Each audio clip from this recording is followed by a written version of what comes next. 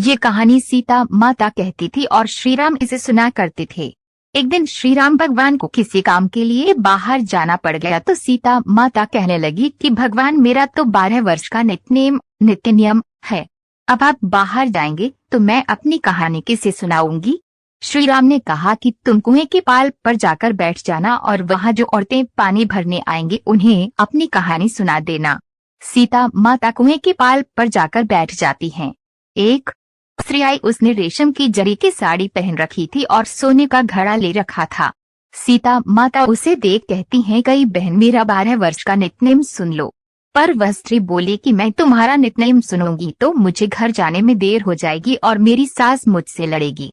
उसने कहानी नहीं सुनी और चली गई। उसकी रेशम जरी की साड़ी फट गई, सोने का घड़ा मिट्टी के घड़े में बदल गया। सास ने देखा तो पूछा कि ये किसका दोष अपने सिर लेकर आ गई है।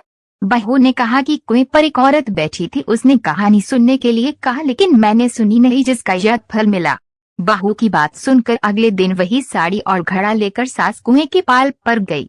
सास को वहीं माता सीता बैठी मिली तो माता सीता ने कहा कि बहन, मेरी कहानी सुन लीजिए। सास बोली कि एक बार छोड़, मैं तो 4 बार कहानी सुन लूंगी। राम आए, लक्ष्मण आए, देश के पुजारी आए, नित्यनेम का नेम लाए, आओ राम बैठो। राम तपी रसोई जो, राम माखन मिश्री खाओ, राम दूध बताशा पियो, राम सूत के पल का मोठो, राम शाल दुशाला पोठो, राम शाल दुशाला ओढ़ो, राम जब बोलूं जब राम ही राम, राम सनवारे सबके काम, खाली घर भंडार भरेंगे, सबका बेड़ा पार करेंगे, श्री राम जय राम जय जय राम। सास बोली, कई बहन, कहानी तो बहुत अच्छी लगी। कहानी सुनकर सास घर चली गई और उसकी साड़ी फिर से रेशम जरी की बन गई। मिट्टी का घड़ा फिर सोने के घड़े में बदल गया। बहू कहने लगी, सासू माँ, आपने ये सब कैसे किया।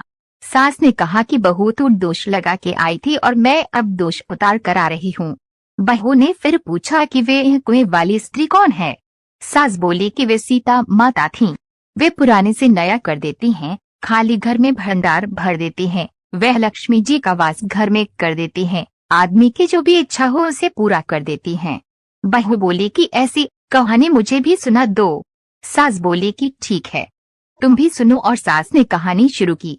राम आए, लक्ष्मण आए, देश के पुजारी आए, नित्यनेम का नेम लाए, आओ राम बैठो, राम तपी रसोई जो, राम माखन मिश्री खाओ, रा दूध बताशा पियो, राम सूत के पल का मोठो, राम शाल दुशाला पोठो, राम शाल दुशाला ओढ़ो, राम जब बोलूं जब राम ही राम, राम सनवारे सबके काम, खाली घर भंडार भरेंगे, सबका बेड़ा पार करेंगे, श्री राम जय जय राम। कहानी सुनकर बहू बोली कि कहानी तो बहुत अच्छी है।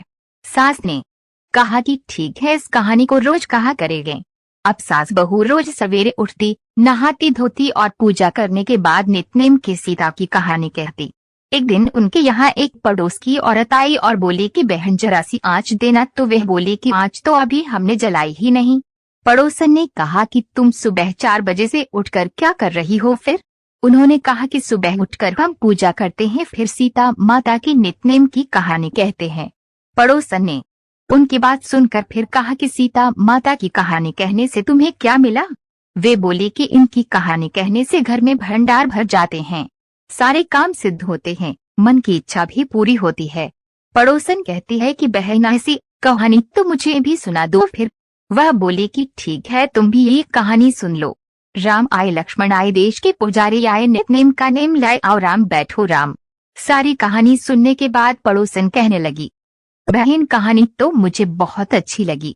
अब वह पड़ोसन भी नित्यनेम सीता माता की कहानी कहने लगी। कहानी कहने से सीता माता ने पड़ोसन के भी भंडार भर दिए। अब तो पूरे मोहल्ले में नित्यनेम की कथा चल पड़ी, हर किसी की मनोकामना पूरी होने लगी। हे सीता माता, जैसे आपने उनके भंडार भरे वैसे ही आप हमारे भी भंडार भरना, कहानी सुनने वाले के भी और कहानी कहने वाले के भी। उत्तर प्रदेश, बिहार, हिमाचल प्रदेश और हरियाणा के कुछ क्षेत्रों में आज भी ये कथा सीता जयंती पर चाव से सुनाई जाती है।